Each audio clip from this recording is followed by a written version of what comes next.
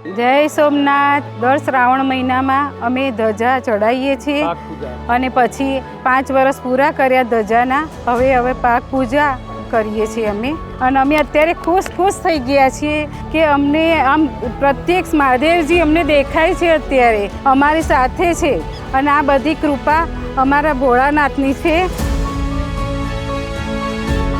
આપણા ભારત દેશના વડાપ્રધાન નરેન્દ્રભાઈ મોદી અને એમને સોમનાથ મહાદેવ મંદિરનો ઘણો એવો સરસ વિકાસ કર્યો છે, એમનો અમે ખૂબ ખૂબ આભાર માનીએ છીએ।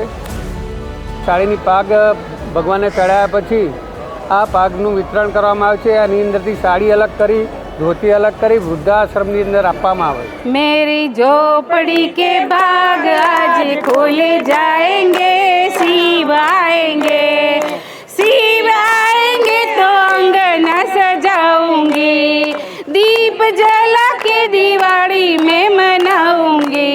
मेरी झोपड़ी के बाग आज खुल जाएंगे, शिव आएंगे।